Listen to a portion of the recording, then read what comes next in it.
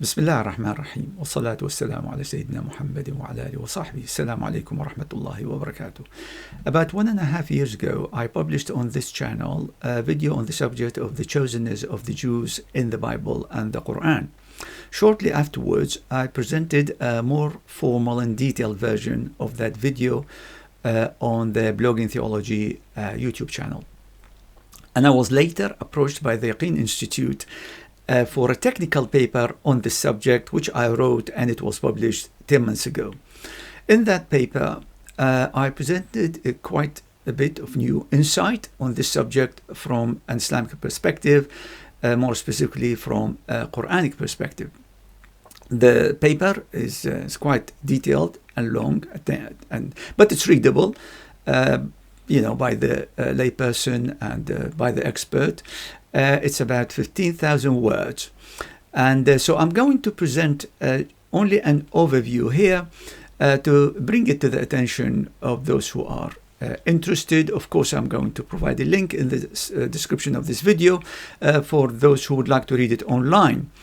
The subject, of course, of this paper continues to be relevant to our life today, to the whole world. But here I am not going to present just an overview of that paper, but I would like also to introduce something new, to focus here on the supremacism of this concept in the Bible, the chosenness of the Israelites. I did not address this particular angle in the paper because it was outside the scope, but it is so important. And I would like to cover it here. It is really the main challenge. Supremacism and supremacist ideologies are the main challenge to the world and humanity today. Trump and other supremacists, they show how easy it is to attract people to supremacist ideologies and how easy it is to spread them. And of course, the problem here is not only the fact that these people spread and promote supremacist ideology. The problem as well is that the people we're talking about, those supremacists, are highly powerful, the most powerful in the world, and highly influential people as in individuals and groups. And that's where the real danger comes from. So you have this popular kind of populism combined with power, control and authority. And Trump is really kind of the most prominent example of this trend that you find now everywhere, in particular in America, in Europe, in India, in various parts of the world. Now, the story, the biblical story of the chosenness of Israel, of the Israelites, starts with the 70-year-old Abraham, who was later called Abraham, being told by God of a covenant he made with him. God commanded Abraham to go to Canaan, where he would give the land that he would give to his offspring. That's what God told him.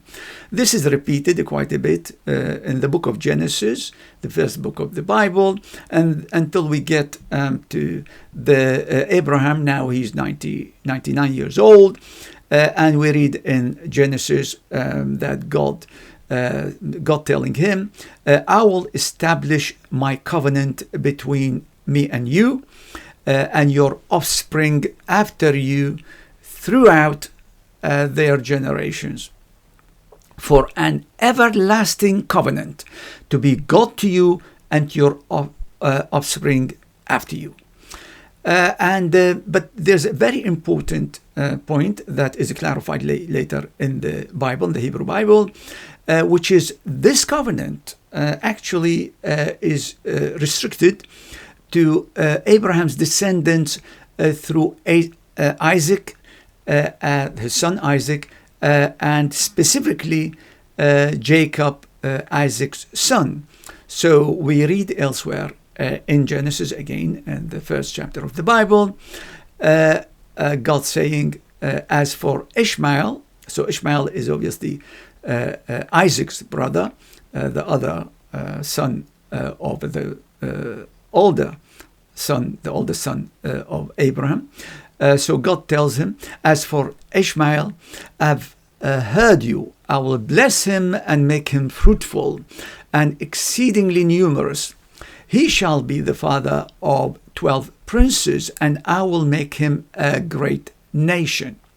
But then God goes on to say, but my covenant I will establish with Isaac. So as you can see, the promise seems sounded and seemed to be to all of Abraham's offspring, but later it's clarified in Genesis that it was confined and restricted to Abraham's descendants through his grandson Jacob, who was later, of course, called Israel.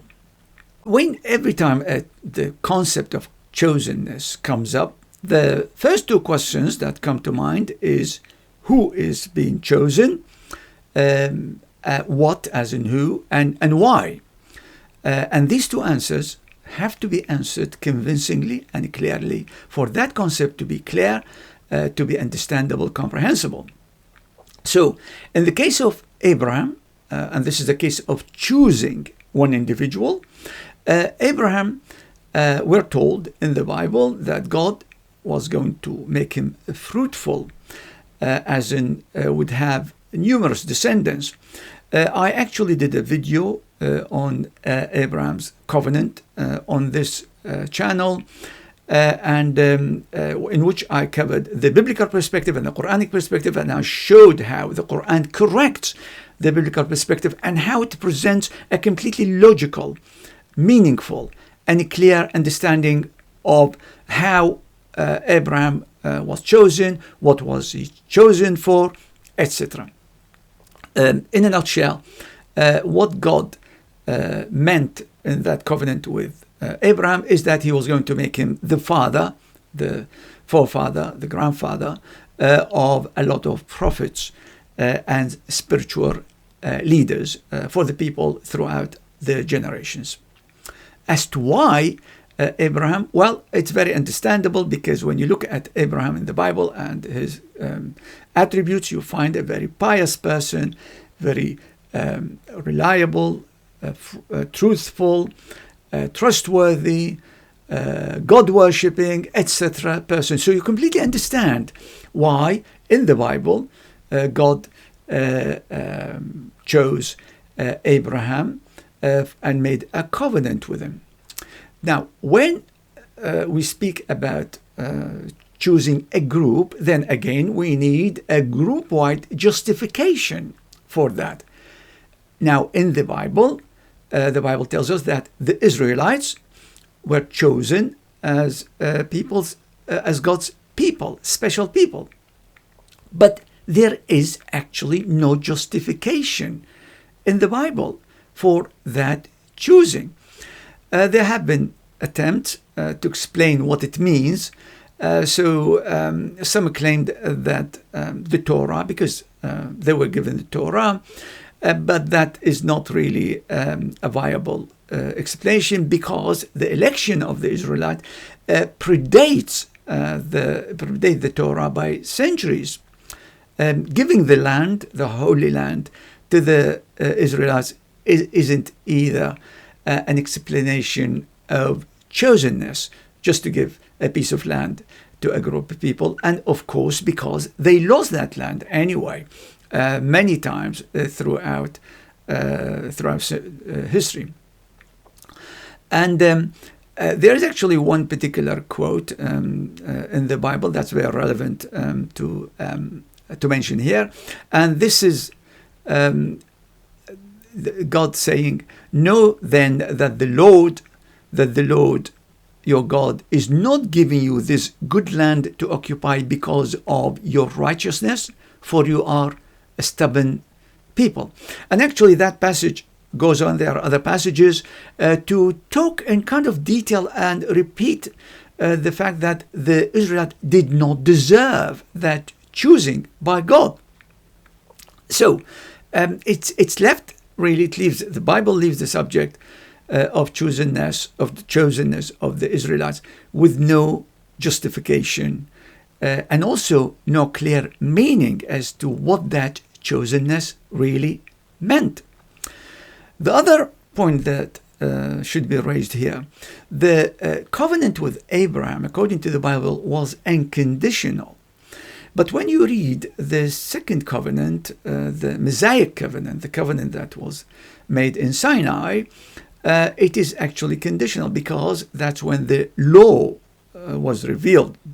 However, and that's really a critical point to remember here, in the practice and in the reality, the chosenness of the Israelites in the Bible is actually unconditional. Unconditional in the sense, nothing Israel, the nation, could do that would make them unchosen. It's like God chose them, and he really got stuck with them, if you like. So you have centuries of disobedience of God, and this disobedience is detailed in the Bible itself. Yet, those disobedient people, individuals, group, nation, continue to be the chosen people of God. There's a complete disconnect between chosenness and between obeying God and being godly in their behavior. Absolutely no connection whatsoever. Even after the exile, which is seen as a punishment by the Jews, they were still called God's people. The loss of the Holy Land had to be acknowledged by the writers of the Bible, because it's an historical event that cannot be actually denied. Yet, the election is never said to have been lost, similar to the Holy Land. So everything about the Israelites can change, but the fact that they are the chosen people of God does not change. It's an everlasting, immutable status that God gave to them. And as I mentioned earlier, this chosenness, actually, nobody knows what it exactly means. The Bible is completely confused, ambiguous, unclear about what that chosenness is. And the danger and the absurdity of this unlimited, unqualified chosenness becomes clearer when you remember that somebody like Benjamin Netanyahu and the genociders in his government and actually outside his government are actually considered members of this chosen nation. This is as absurd as it can get. Netanyahu and the genociders are actually members of those chosen. They are chosen by God. What kind of God, one may ask, would choose people like these as his beloved nation? Now, so the point I'm trying to emphasize here is that the Bible itself is actually incoherent. It's contradictory, and it doesn't give really a clear meaning as to why what that chosenness means. And the reason it's incoherent, the reason it's contradictory, the reason it's meaningless, because it presents this election, it defines it ethnically. It defines that election, that chosenness ethnically. And that, what creates this whole problem. Of course, the Bible was written by and for the very people it promotes, those people who promote the concept of ethnic, unqualified, everlasting chosenness by God. The Bible is a highly distorted record of history. This is no secret. Scholars have known this for centuries now, for 2-3 centuries, with numerous mistakes, errors, inaccuracies, contradictions found in the Bible. So the Bible is a highly distorted, unreliable record of history in general. And that includes its record of religious history. That's very important to remember. You can't trust the Bible on history, any history of kings, history of nations, history of anything, and you cannot trust it on the history of religious concepts like the concept of chosenness. Now, rabbis struggled really with this very concept of chosenness and tried to explain what does it mean that the Jews, the Israelites, and then later called the Jews, are the chosen people of God.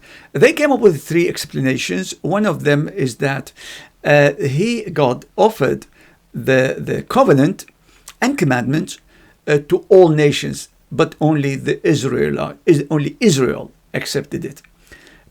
Just obviously, this is kind of a completely theoretical, theological solution that has no footing in the ground. There is nothing in history anywhere to tell us what that exactly means. So what happened? So God announced somehow, I'm offering this covenant to everybody, and then nobody said yes, other than who? Abraham. But even it was Abraham, what has this to do with his descendants, etc. So there are all kinds of really questions to be raised about this supposed solution that is clearly no solution. Another explanation was that God chose Israel because of some merit found either in the patriarchs, so that's Abraham, Isaac, Jacob, and after that his sons, of course, or in the Exodus generation, or in the condition of some future obedience. So it's kind of trying to find again an explanation as to why that chosenness and what it meant. And of course, the history that the Bible itself records refutes all these attempts. The third explanation is that, and that really tells you the whole story, is that there is no reason beyond God's own will. In other words, there is no explanation. This is the last resort position that scholars often have to really resort to and accept, because any attempt to give a rational explanation for what it means, what chosenness means and why, can only fail. Even if we look at somebody, the great 12th century Jewish theologian, Maimonides, he almost completely ignored the subject of the chosenness of Israelites. It does not feature in his famous 13 principles, and it is mentioned only once, I think, in all of his writings. Maybe he saw it, and probably he did see it as indefensible, so he acknowledged this really foundational kind of principle in the Bible, in the biblical theology, only in passing. And also, he denied that the Israelites had any inherent essential characteristics that distinguished them from other nations. And he thought they were made holy by having the Torah. But as I mentioned earlier, the election actually is a decision that predated the Torah, and it's much broader kind of status definition than only simply having the Torah. Now, I think it's probably this Maimonides' position is a response to the Qur'an's position on the election, because obviously he lived in Islamic lands, and so the context of his almost complete dismissal or avoidance of the subject is the proper context is Jewish-Muslim polemics. So that's Jewish scholars and their struggle with this concept. So what do Western scholarship say about it? Again, here all scholars agree that the concept of election of the Israelites in the Bible is very, very challenging. Many scholars have chosen, these are Jewish and Christian scholars, so these are people who believe in the Bible, They have chosen love, just love, as the explanation. Basically, God loved the Israelites. But why the Israelites in particular? No, there's no explanation. In fact, it's not uncommon for a scholar to mention that this love has to be described as mysterious.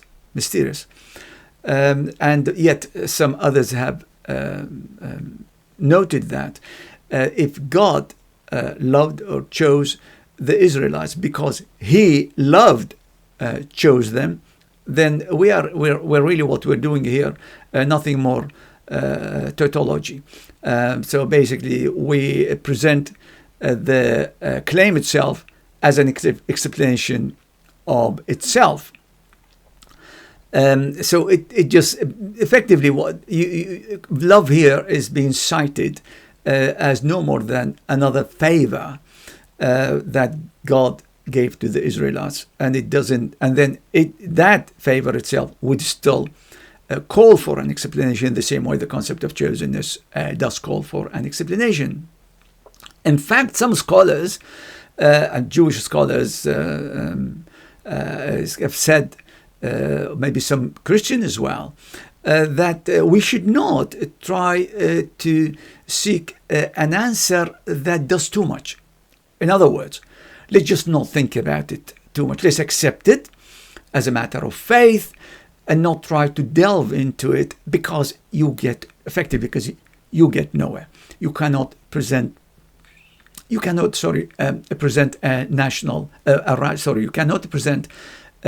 rational explanation of the chosenness of the Israelites in the Bible. And some scholars, these are of course not kind of arguing from a Jewish or Christian perspective, but being objective, they have made it clear that this concept, the way it's presented in the Bible with no justification and completely ambiguously, it's an affront. It's an affront to divine justice. So some scholars who argued not from a Christian or Jewish perspective, but as objectively, neutrally, as secularly, if you like, they have argued this kind of inexplicable, unjustifiable ethnic election goes against divine justice. And I have also to mention here that this kind of conditional question of the election of Israel, which people and scholars disagree on, is this kind of conflict is an intrinsic conflict within the Bible.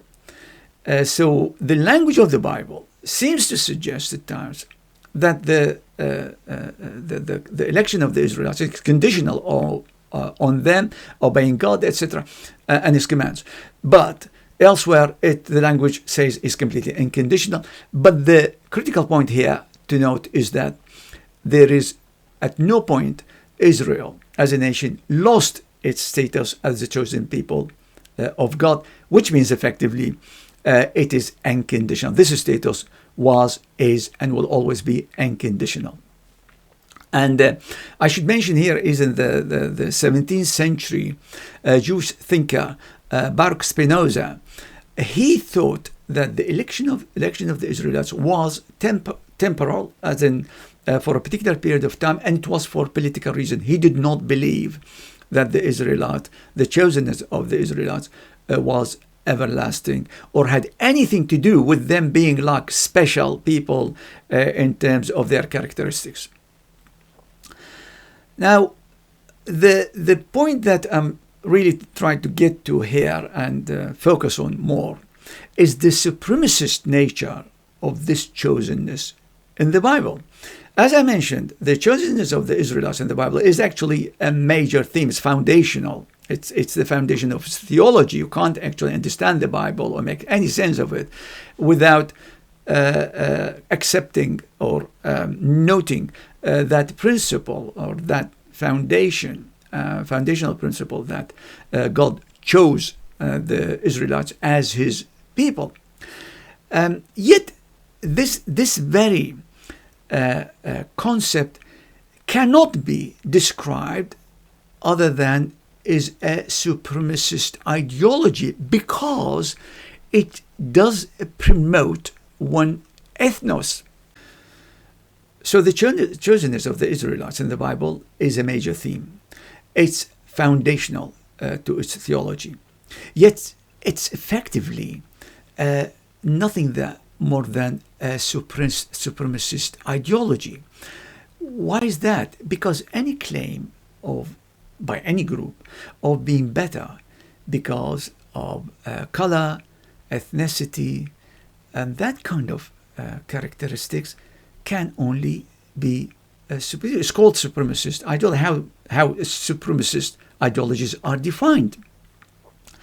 Now, better individuals, better groups do exist, but that description of them being better would be at something and would be on merit. So it would be meaningful. So maybe you can talk about better group, a particular group being better farmers, and that's because that description reflects their higher skills. So they are more skilled than other nations, other farmers. They have more experience, and so this description of a group or an individual being better is verifiable.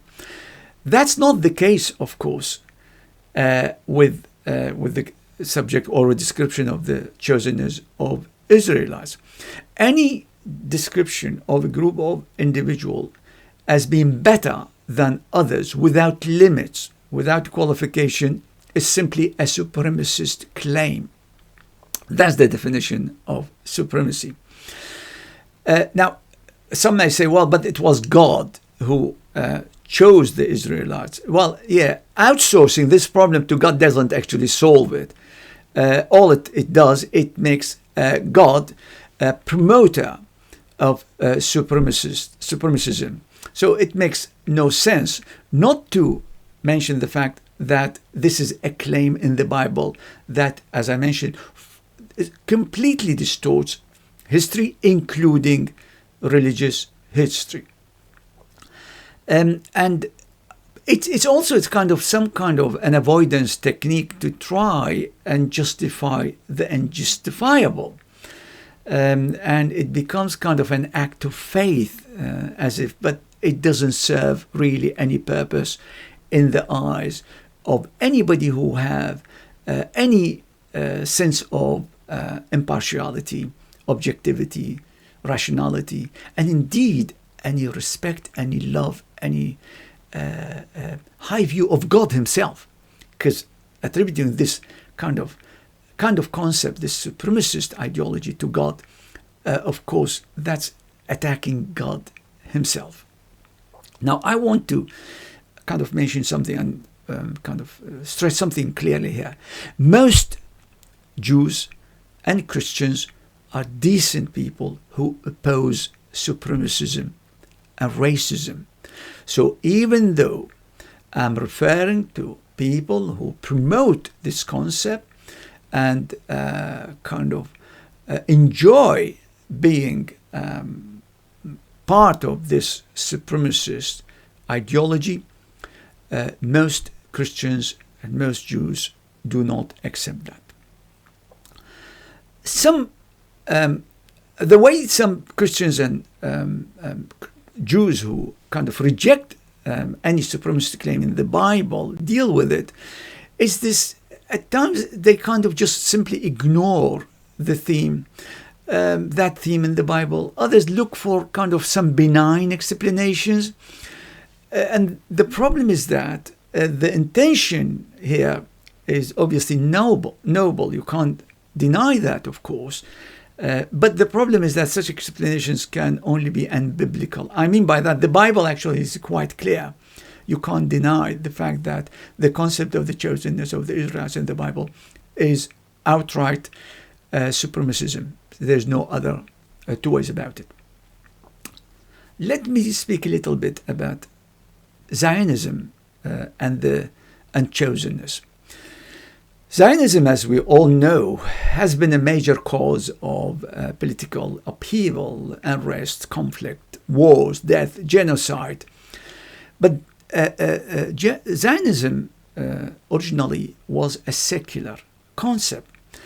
It was about the nationhood of the Jews. But this concept, this kind of ideology, took full advantage of the Bible's supremacist representation of the Jews as a nation. So you've got those people being presented as chosen people of God, and also the land, the Holy Land, as being given to this chosen people, this chosen people forever. And you can see this kind of blending of Zionism and biblical chosenness in the rhetoric of criminals, war criminals, genociders like Netanyahu and other politicians, and indeed non-politicians. Their language, their rhetoric often combines biblical quotes, including about genocide, because there are the Bible does attribute to God genocidal acts at the hand of the Israelites. That's mentioned in several passages in the Bible. So what these politicians and what these genociders do usually combine, these Zionists combine biblical quotes with statements, political statements they make about the nationhood of the Jews, national security of the Jews, etc. And suddenly you have these two, Zionism and the supremacist ideology of chosenness in the Bible, completely blended. And so, as I said, Zionism started actually as a national movement, but then the biblical supremacism was added to it by Christian, and specifically by Protestant Christians. So we got to the point now where the nationhood, the concept of nationhood of the Jews, and the chosenness of the Jews by God have become inseparable from each other, even though originally Zionism was a secular movement. Now, just quickly to say, these are all, by the way, there are some of these details about Christianity and how Christians adopted the concept of chosenness of the Israelites in the Bible to meet its own theology and to represent its own theology, new theology, is discussed in the Bible, in my article in some detail in the Yaqeen Institute article, so you can actually refer to it. The one thing I would like to mention quickly here is that Christianity treated had a major theological approach to the concept of the chosenness of the Israelites in the Bible for up to the last 2 centuries or so, and that approach is called Supremacism and basic or replacement theology, which means that Christians or the Christian church presented itself as the new Israel. So Israel, if you like, the Jewish Israel or the ethnic Israel, is the Israel of the Old Testament or the Hebrew Bible or the Old Testament as the Christians call it, whereas the church or Christians are the spiritual Israel. So that's called the replacement theology. That was the predominant view among Christians up to around the last 2 centuries, when a new approach, a new ideology, a new interpretation was developed, which is called dispensationalism. And this is very popular now and widespread. In this particular, and now I should mention that in the replacement theology, in supersessionism, there's no place for the restoration of Israel, the state. There's no place for it. Whereas in the new dispensationalism, there is both Christians, and the Jews and the Christians are considered as chosen. So the chosenness of the Israelites or the Jews did not end according to this theological approach. Hence, those Protestant Christians, as those other Jews who think like them, believe in the restoration of Israel. And they've been obviously playing a major role in promoting Zionism. So, and this is why you see Christian Zionists follow and support genocide, or at least tolerate genocide, because it's aligned with because that genocide is linked to the cleansing of the Holy Land of all its indigenous people, the non-Jews there, and that for them then fulfills the establishment, the restoration of Israel, and that would bring back the second coming of the Messiah, which is a different story altogether. However, let me repeat again, most devout Jews and Christians are strongly against Zionism, are anti-Zionism, are decent people, are real human beings. So they would not, and they stand against Zionism, and a lot of people, Jews, would tell you that Zionism is anti-Jewish. Supremacist ideology, supremacism is really, it's kind of moral, mental, psychological, spiritual blindness and delusion. Any form of supremacism is rejected by fact. It's unscientific. It's simply an emotional position. It's not rational. It's not a rational ideology. It's only emotional. There's another subject I would like to touch on quickly, which I deal with in the paper in more detail, which is the link between chosenness and polytheism, or shirk in Arabic. Western scholars, a lot of them, actually see the concept of election in the Bible as a product of polytheism. And that includes actually some Jewish scholars. The idea here is that each ancient nation, tribal, these were kind of tribal nations, and each nation had its own god. So every nation claimed to be the chosen nation, the chosen people by its own god. And the claim here is that Judaism started as a polytheistic religion, but it then became monotheistic. When the Jews became monotheistic, they were called the Israelites at the time, of course, not Jews, they were not called Jews yet. So when they became monotheistic, their election was moved from their God to the God, the only God.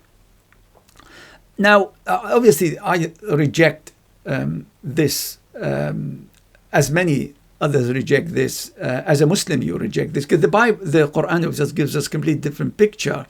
And the problem is that there is actually justification for those scholars drawing this kind of conclusion. And the reason is that the Bible, the language of the Bible, and the way the Bible presents its God, and the concept of chosenness. But for us as Muslims, we know the Quran, this is distorted record, as I mentioned earlier, not only of history, but also of religious history. Okay, let me give you one example. In the book of Exodus, the expression God of, this expression is mentioned 27 or 29 times, depending on how count certain expressions. And in 6 times, it comes in the form of God of the Hebrews, 4 times God of Israel, as in the nation, and then 4 times as God of Abraham, God of Isaac, and God of Jacob, so repeated 4, and then 4 times as the God of your ancestors, or their ancestors, referring again to the ancestors of the Israelites, 3 times as God of your father, or their father. So all in all, It's 27, 29 times, like I said, depending on how you count the expression. It's talking exclusively, making this God the God of the Israelites. Furthermore, the expression "my people" occurs also in the Exodus 27 times, and here also it refers exclusively to the Israelites. So there's no mention there in that really long, detailed chapter and the story of the Exodus of the Israelites from Egypt and their conflict with Pharaoh and the Egyptians. There's no mention of God being the God of the Egyptians, God of any other nations. He's only the God of the Israelites. So you can see this language, this kind of polytheistic language. God is only there, the Israelites, so the other people must have their own God. And you can understand then the position of those Western scholars, given the confusion in the Bible, of the language of the Bible. But like I mentioned, this is not, of course, the position of the Qur'an. The Qur'an explains that the Bible is a distorted record of history and religious history, and the fact that all these prophets, Abraham, Isaac, Ishmael, everybody promoted obviously the oneness of God and never ever promoted any concept of multiplicity of gods. Now, let me say a couple of things about Islam and supremacism and how Islam kind of fight, how Islam is seen by supremacists. Islam is a natural target of supremacists because it's intrinsically anti-supremacy. It is intrinsically, and I really stress that, anti-supremacism, any form of supremacism. This is a major cause of Islamophobia. Islam is a religion that's based on meritocracy.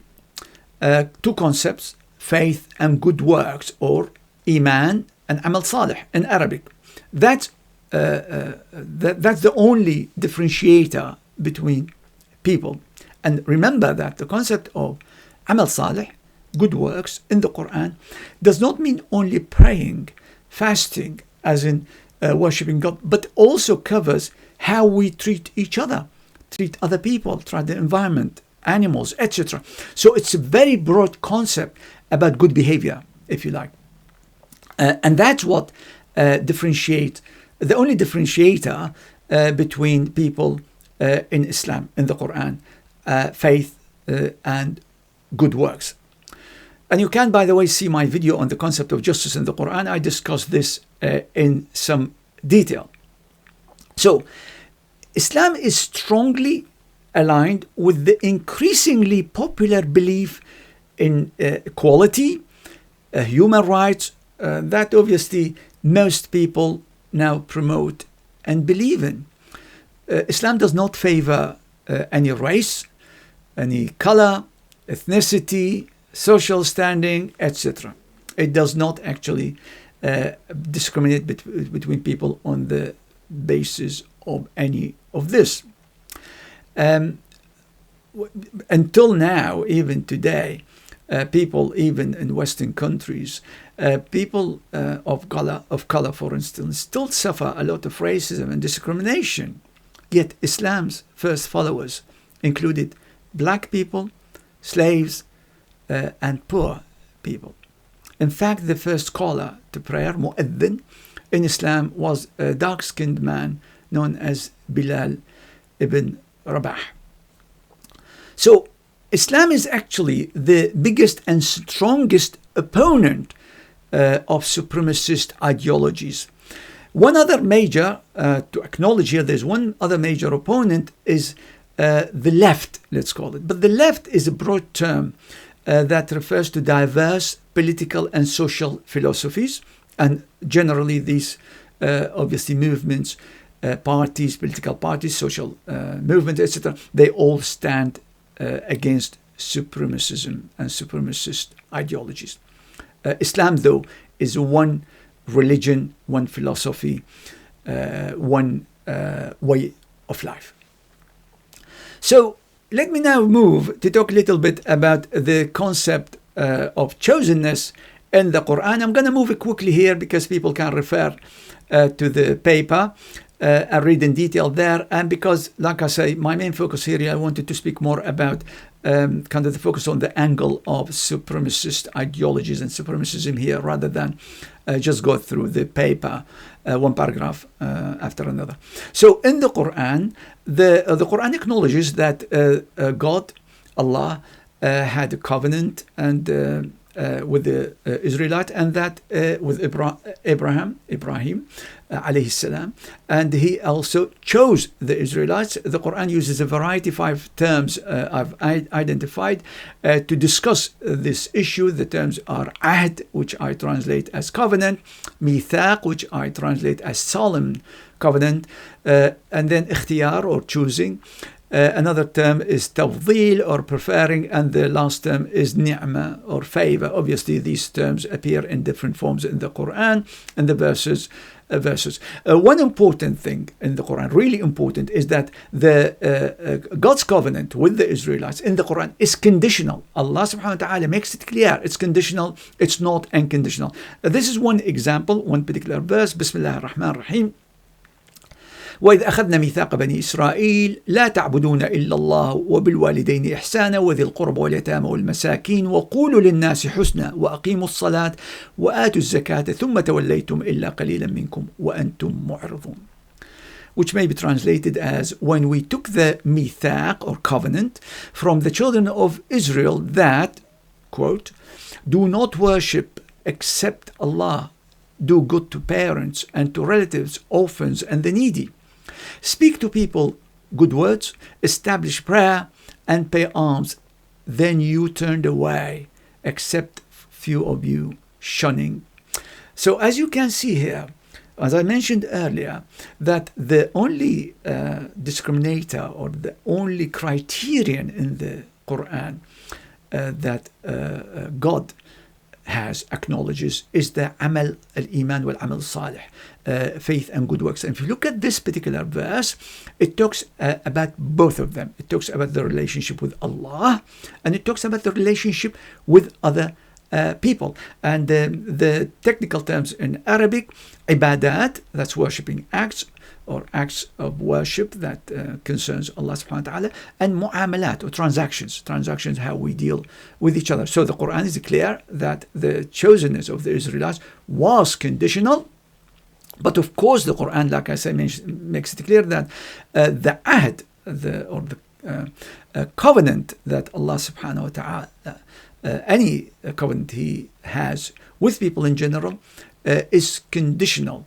And obviously that ahd, the term ahd is a general ahd, actually, is general term that's not restricted only to the Israelites. So there's one verse, for instance, Allah subhanahu wa ta'ala says, الَّذِينَ يُوفُونَ بِعَهْدِ اللَّهِ وَلَا يَنْقُضُونَ الْمِيثَاقِ, which may be translated as those who fulfill the ahd, or covenant of Allah, and do not break the contract. Now, it's important to again, I'm not going to get into a lot of details here. Please do have a look at the paper if you're interested. The covenant is not the same as choosing. The choosing is different. The chosenness is different. What is chosenness in the Quran? The Quran does confirm the chosenness of the Israelites. So it says in one verse, وَلَقَدْ اخْتَرْنَاهُمْ عَلَى عِلْمٍ عَلَى الْعَالَمِينَ, and we chose them, meaning the Israelites, and we chose them with knowledge over the peoples. But the Quran, again, I'm going to kind of cut this short, and please have a look at the details, the detailed discussion in the paper. The Quran means by the chosen of the Israelites is that God, Allah, chose the Israelites to be the hosting nation of prophets. So this is one verse that tells us that. Bismillah ar-Rahman ar-Rahim. وَلَقَدْ آتَيْنَا بَنِي إِسْرَائِيلَ الْكِتَابَ وَالْحُكْمَ وَالنُّبُوَّةَ وَرَزَقْنَاهُمْ مِنَ الطَّيِّبَاتِ وَفَضَّلْنَاهُمْ عَلَى الْعَالَمِينَ. Translated as, we gave the children of Israel the book, wisdom and prophethood. We provided them with good things, and we preferred them over the peoples. So the Israelites, The chosenness of the Israelites, according to the Qur'an, means they were made the custodians of the prophetic heritage. They were the people who protected and conveyed the message of the Tawheed, the oneness of Allah subhanahu wa ta'ala. So this is a kind of corporate election for service, not individual election. There was no, it's not like Abraham's election. Abraham's election was individual. He was chosen by Allah individually, personally. But in the case of the Israelites, the chosenness of the Israelites, it's a corporate election. It's an election that as a group together, not as each one of them was individually elected. This is why in that nation you found the good and the bad. And of course, Muslim scholars from the earlier sources, we have understood that the Quran meant that the chosenness of the Israelites was temporary. Now, we know from the Quran that, and other sources, of course, that the Jews and the Israelites, before they were called Jews, according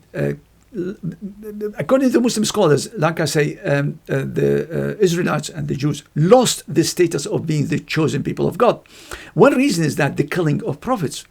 In the Bible, in the Hebrew Bible, there are references to the Israelites killing actually their own prophets. So in one example, we have Prophet Elijah from the 9th century BCE saying to God, complaining to God, the Israelites have forsaken your covenant, thrown down your altars, and killed your prophets with the sword. I alone am left, and they are seeking my life to take it away. And you can see this also repeated in the Gospels, and where Jesus strongly condemned some of the people he was talking to. So at some point he tells an audience, you build the tombs of the prophets whom your ancestors killed. So you are witnesses and approve of the deeds of your ancestors, for they killed them. Again, and this is repeated, by the way, a number of times in the Gospels. It is a major criticism of the Israelites and the Jews. In the Quran, it's mentioned 9 times. 9 times the Quran mentioned the fact that they killed prophets. And in those 9 verses, at times the verse addresses the Jews directly. At times it refers to them in the third person.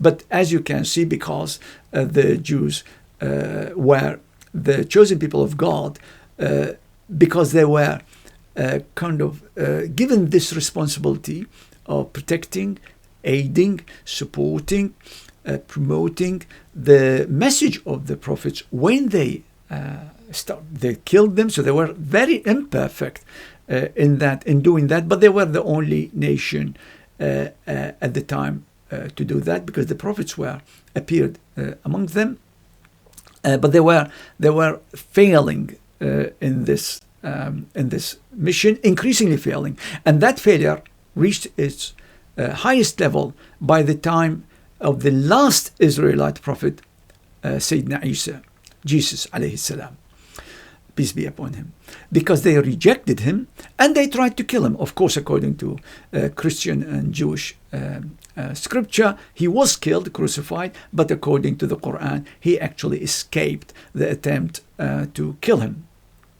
And the confirmation that the chosenness of the Israelites ended is the sending of Muhammad sallallahu ta'ala alayhi wasallam, because Muhammad alayhi salatu wasalam, he was sent among the Arabs in the Arabian Peninsula. And his universal message, he wasn't actually sent among the Israelites, the Jews at the time. His message is universal and spread everywhere. No one particular ethnic group was needed, required to protect and promote that message. Islam is everywhere today. You find it in every in the smallest and furthest part of the world. So there was no need to protect this message by any one group, ethnically or geographically located, etc. And because, of course, Muhammad alayhi salatu wassalam is the last prophet, and also because he was given a new divine law, and his book is fully preserved book. So effectively, everything, the protection that was needed by the Israelites, by Israel the nation, to the service that was needed to protect the prophets, to support them, to protect and aid their message, etc., that ended and gone away, partly because of their very actions and what they did over the centuries, but ultimately when the Prophet Muhammad sallallahu ta'ala alayhi wasallam was sent, because all these needs ceased to exist. A couple of things I want to mention quickly is two concepts in the Quran that are very important to this discussion. One concept is the concept of one nation. The Quran repeatedly, consistently, explicitly and implicitly states that Allah does not have preferential treatment for any particular group based on ethnicity or any another discriminatory factor. So for instance, in one verse Allah subhanahu wa ta'ala says, يا أيها الناس إنا خلقناكم من ذكر وأنثى وجعلناكم شعوبا وقبائل لتعارفوا إن أكرمكم عند الله أتقاكم إن الله عليم خبير. O people, indeed we have created you from male and female and made you peoples and tribes, that you may know one another. Indeed, the noblest of you in the sight of Allah is the most righteous of you. As you can see, the only criterion is righteousness. And that righteousness is what I referred to earlier and explained. It's amal salih, faith and amal salih.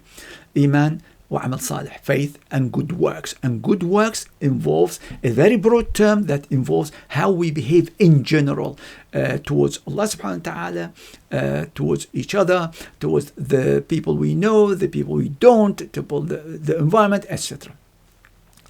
And the Qur'an mentions, going back to the concept I wanted to talk about quickly here, the Qur'an mentions that the prophets and their true followers throughout the centuries are one nation, the one nation of Muslims. So in one verse, Allah subhanahu wa ta'ala says, إن هذه أمتكم أمة واحدة إن هذه أمتكم أمة واحدة وأنا ربكم فاعبدون.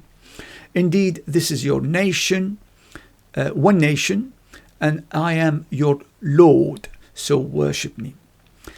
And those, the Quran also tells us in one other verse, you can see the impartiality of the Quran and how fair it is. It does mention in one verse that those who inherit the Quran, meaning the followers of Muhammad sallallahu alaihi wasallam, fall into three groups. And this ayah, this verse, explains these three groups. بسم الله الرحمن الرحيم. ثم أورثنا الكتاب الذين اصطفينا من عبادنا فمنهم ظالم لنفسه ومنهم مقتصد ومنهم سابق بالخيرات بإذن الله ذلك هو الفضل الكبير. It may be translated as, then we caused those who we had chosen of our servants to inherit the book, meaning the Quran. Among them is he who wrongs himself. Among them is he who is moderate. And among them is he who is foremost in good deeds by permission of Allah. That is the great favor. So, the Quran, as you can see, even when it mentions effectively those people who carry now the message of Tawheed, of the oneness of Allah, the obedience to Allah, submission to Allah, even those, this nation of believers, individually, they are actually split into three groups. The fact that they are carriers of this message does not mean they are individually all good. No. Allah subhanahu wa ta'ala makes it clear this nation consists or includes three different groups of people. So just to recap, the Quran's one nation is made up of all Muslim believers throughout history.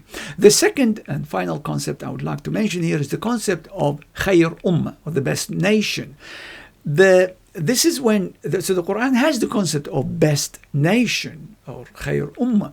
But look at when this is contrasted with the way the chosenness in the Bible, and see how the really beauty of the Quran comes to the fore here, and how really superior in values the Quran is, and how more logical, consistent, coherent the Quran is. Look at this آية. بسم الله الرحمن الرحيم. كنتم خير أمة أخرجت للناس تأمرون بالمعروف وتنهون عن المنكر وتؤمنون بالله ولو آمن أهل الكتاب لكان خيرا لهم منهم المؤمنون وأكثرهم الفاسقون.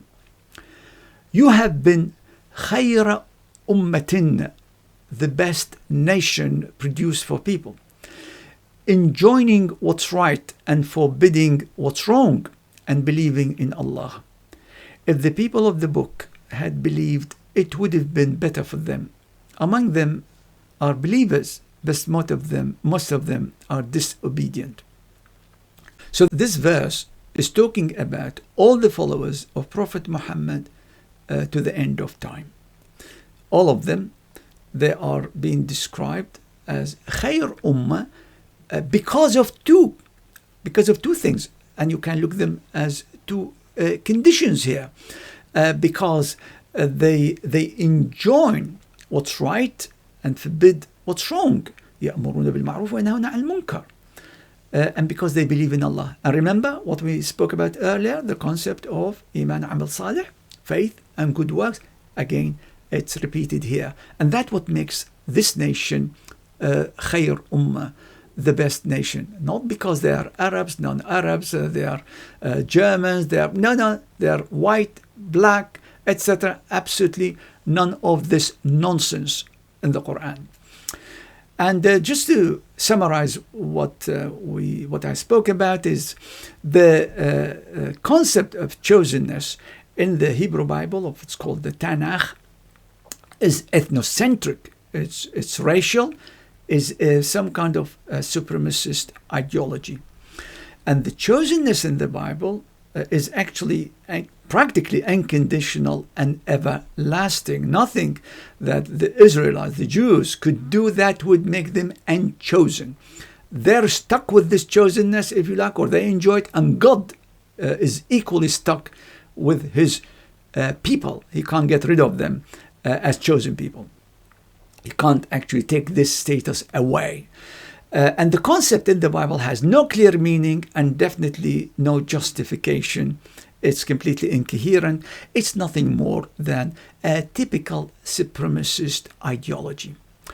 It's immensely dangerous to the world peace when it's combined with Zionism. As we've been seeing, as we've been witnessing all kinds of horror being committed by those genociders who believe that they are chosen by God, given a holy land, and given permission by God to slaughter thousands and thousands of people, innocent people, children, women, elderly people, just about anybody that they do not like. And this ethnocentrism in the Bible is also reflected in the image of God himself in that scriptures. Scholars in general acknowledge this incoherence actually in the Bible. And the problem here is the Bible equates chosen to best, despite the obvious tension between these two concepts, because the history of the Israelites, the Jews, according to the Bible itself, is full of disobedience, bad actions, punishment, etc. And as I mentioned, chosenness is actually a historical role that the Israelites, the Jews, enjoyed, which meant providing, being the hosting nation of the Muslim prophets that Allah subhanahu wa ta'ala sent. So Israel was for centuries the only, albeit imperfect, carrier of prophetic heritage, including monotheism and the divine law. But this role ended, and this status ended, when Prophet Muhammad sallallahu ta'ala alayhi wasallam was sent. So the best nation in the Qur'an is a group that's open to everybody. Anyone can join, based on piety and good works. وصلى الله على سيدنا محمد وعلى آله وصحبه وسلم. Thank you for watching. Assalamu alaikum wa rahmatullahi wa barakatuh.